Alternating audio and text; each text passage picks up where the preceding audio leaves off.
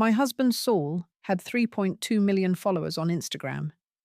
At Saul and Margot Forever, our couple's account had another 1.8 million. We were relationship goals, marriage experts, the couple everyone wanted to be. Our matching workout videos, sunset kisses, and synchronized morning routines funded our entire lifestyle through sponsorships worth about $80,000 a month.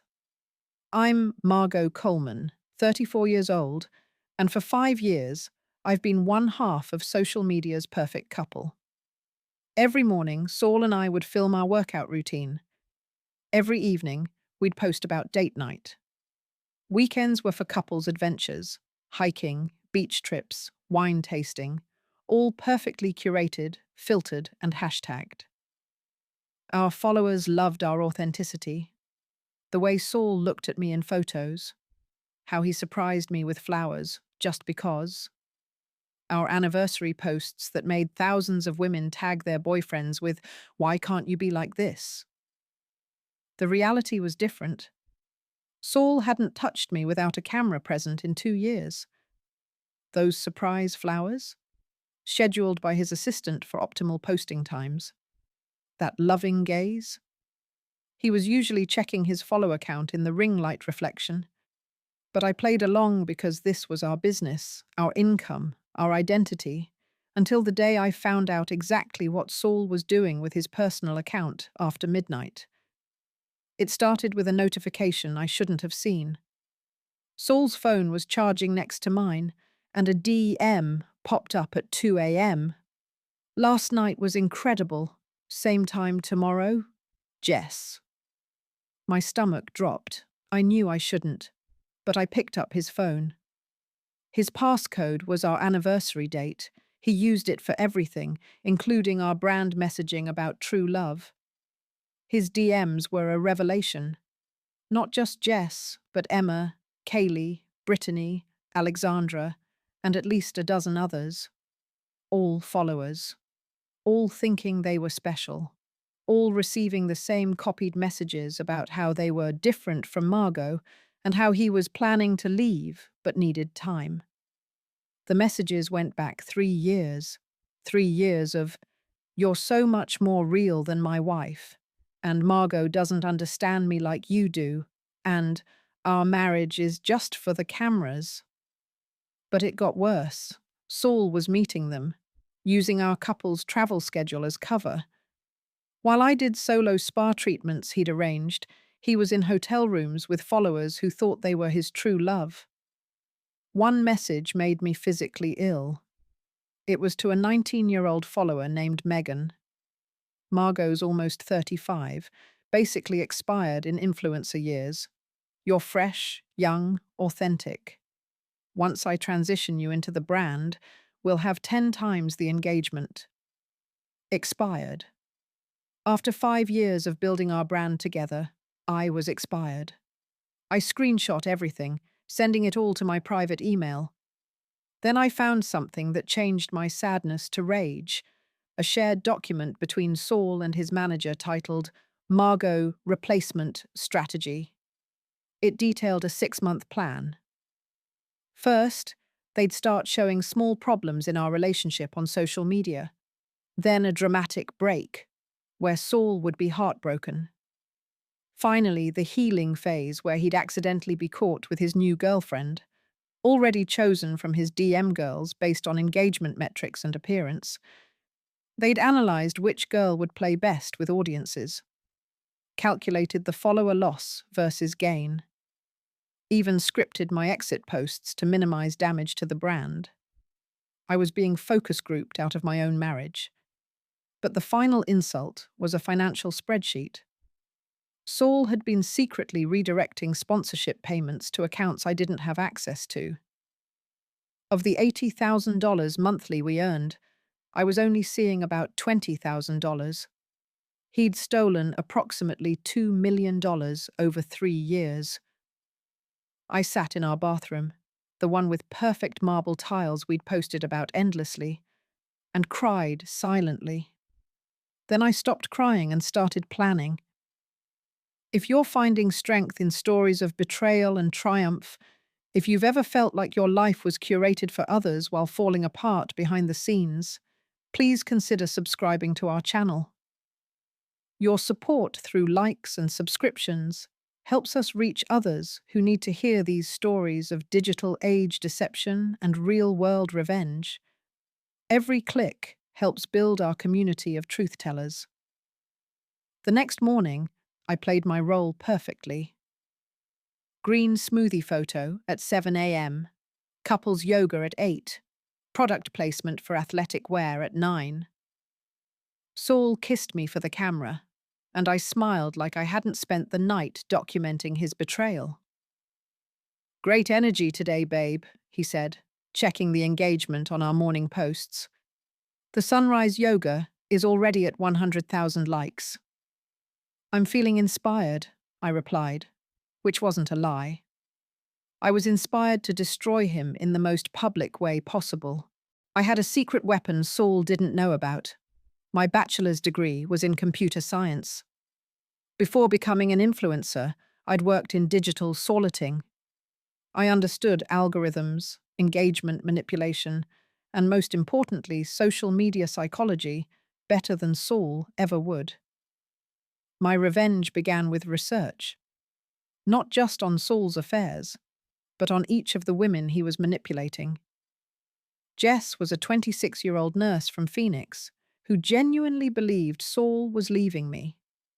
Emma was a single mum from Detroit who Saul had promised to help become an influencer. Megan, the 19-year-old, was a college student who thought she'd found her soulmate. They were victims, too, in their own way. Saul had targeted them specifically, women with smaller followings who would be awed by his attention, who wouldn't question why he could only meet at certain times, who believed his lies about our fake marriage. I created anonymous accounts and gathered evidence. Screenshots of Saul telling different women the same lines, photos of him with multiple women on the same trips, the timeline showing how he juggled them all while maintaining our perfect couple facade. But I didn't reveal anything yet. First, I needed to secure my position. Using my tech background, I started documenting everything about our business. Every sponsorship contract, every payment, every metric. I discovered Saul had been buying followers. About 1.5 million of his 3.2 million were bots. Our engagement rates were artificially inflated through paid services. Sponsors were being defrauded. I also found his backup Instagram account at Real Saul Coleman, with only 50,000 followers, where he posted the content he claimed was too real for our main brand. Photos of him at clubs, with different women, living a bachelor lifestyle while I was home editing our couple's content. Then I discovered the masterpiece of his deception. He was planning to launch a dating advice course called How to Get Any Woman You Want, using tactics he'd tested on his followers. The course materials were sociopathic, teaching men how to identify insecure women, exploit their emotions, and maintain multiple relationships through social media manipulation. The course was set to launch in 2 weeks, priced at $497, with his email list of 800,000 men ready to buy. That's when I decided 2 weeks would be the timeline for his destruction. Week 1 was preparation. I quietly secured my own sponsorship deals, reaching out to brands we worked with personally.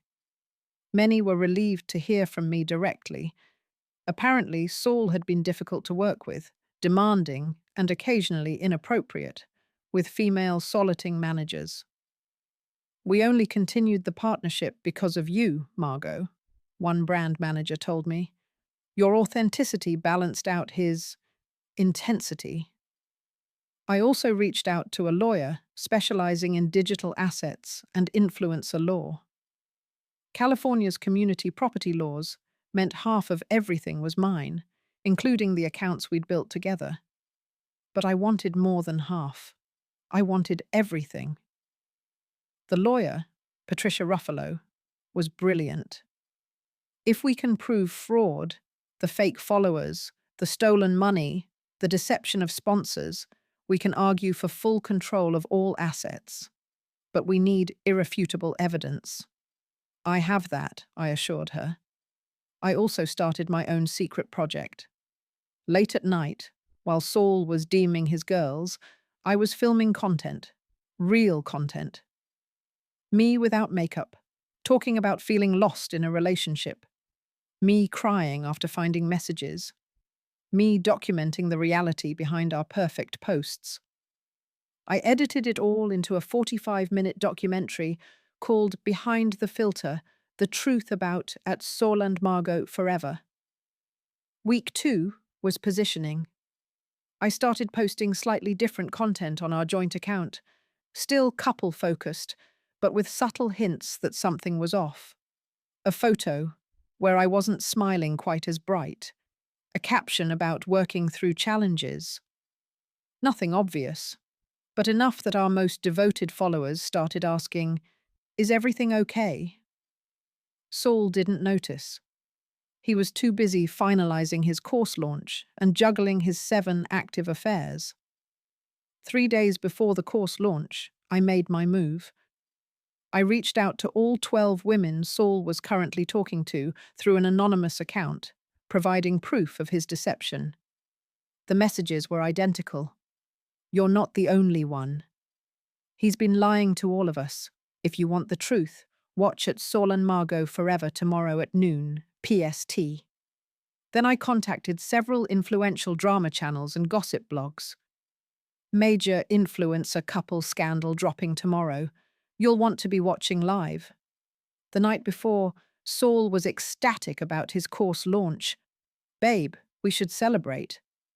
The pre-sales are already at $200,000. This is going to change everything." "It certainly is," I agreed, pouring him champagne, while secretly starting my live stream setup in our bedroom. That night, Saul passed out early from the champagne. I'd made sure his glass was very full and very strong. While he slept, I took his phone and changed all his passwords using the recovery emails I had access to. Instagram, Twitter, TikTok, email, everything. Then I locked him out of our joint accounts and the business bank accounts. By 6 a.m., I controlled our entire digital empire.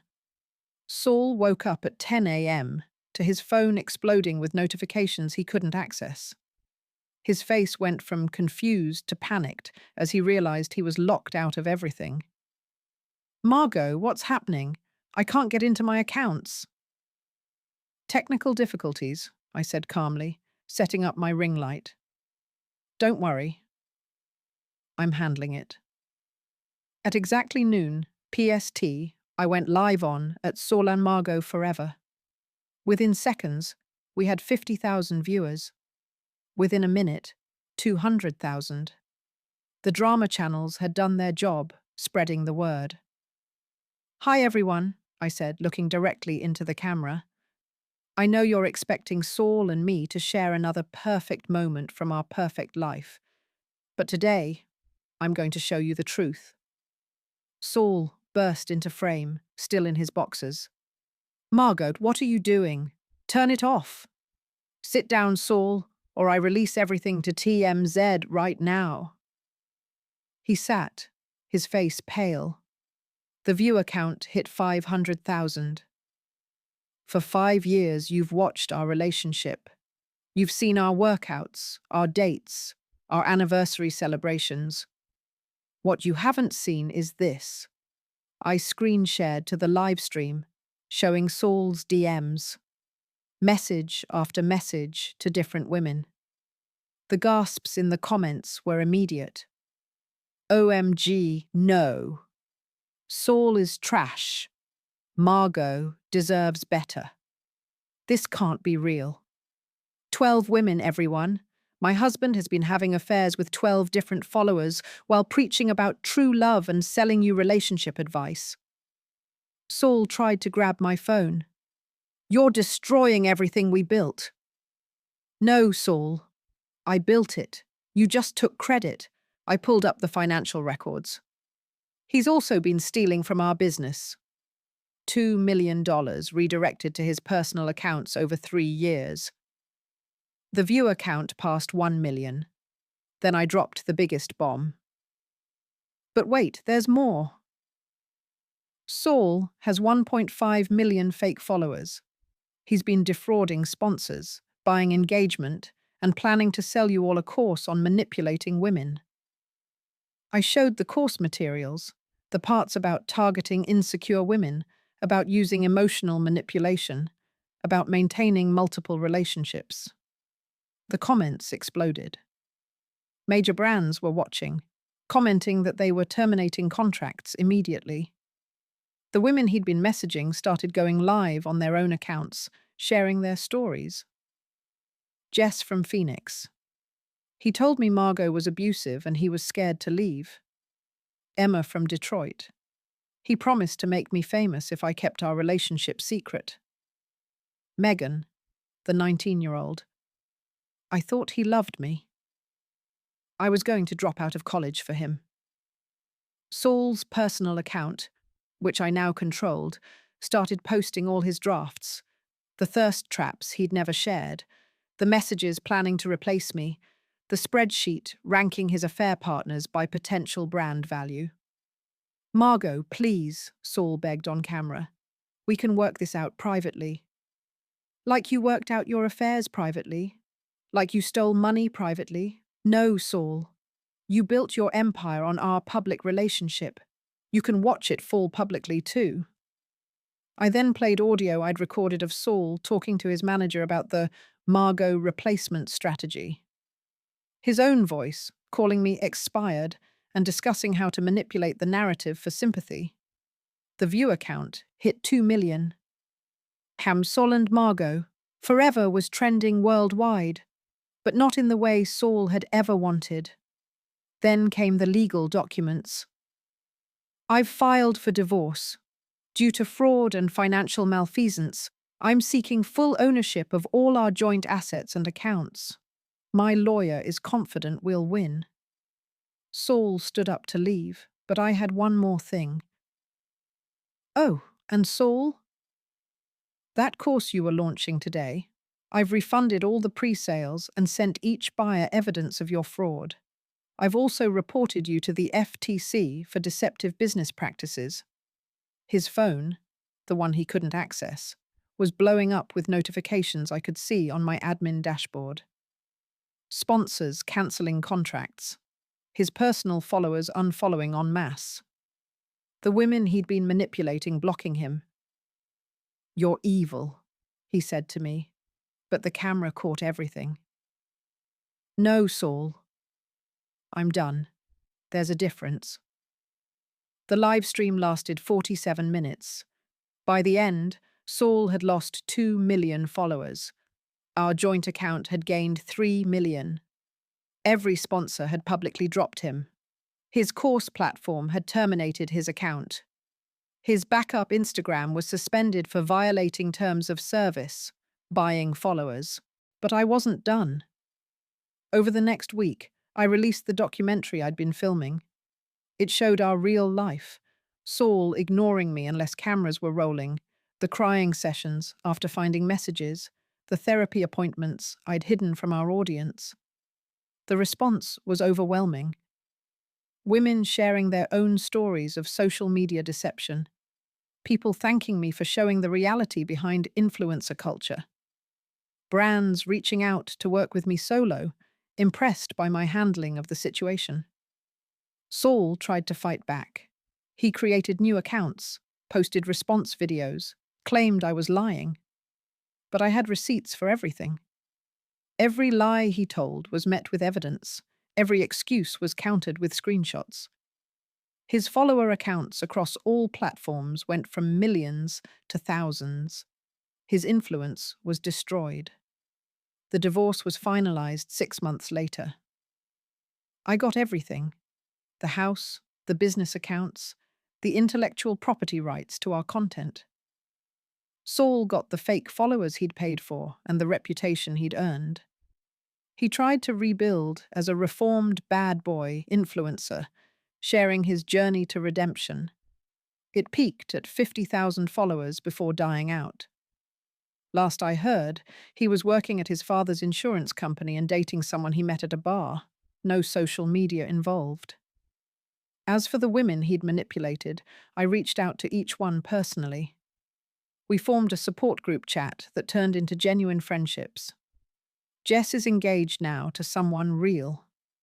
Emma launched her own successful parenting blog. Megan finished college and went to law school, inspired by my lawyer, Patricia. Me? I rebranded as at Real Margot. No more couple content, no more perfect morning routines. Just honest posts about rebuilding after betrayal, finding yourself after losing your identity, and the reality of life after viral revenge. I have 8 million followers now, real ones. My sponsorships are worth more than Saul and I ever made together. But more importantly, I'm authentic in a way our perfect relationship never was. The internet never forgets. Search Saul Coleman influencer and the first result is our live stream. His digital footprint is forever tainted by that 47-minute video where his carefully curated image was systematically destroyed. Sometimes followers ask if I regret doing it so publicly. I always give the same answer. Saul spent 5 years using our public platform to live a private lie. He monetized our relationship while betraying it. He built his brand on our love while destroying it. He wanted to be famous. He wanted millions of followers. He wanted to be relationship goals. He got exactly what he deserved, fame as the most hated cheater on social media. My name is Margot Coleman. I spent 5 years as half of Instagram's perfect couple, while my husband cheated with 12 different women and stole $2 million. When I found out, I destroyed his entire digital empire in a 47-minute live stream watched by 2 million people. Was it petty? Maybe. Was it satisfying? Absolutely. Was it justice? Check the comments. 8 million followers think so.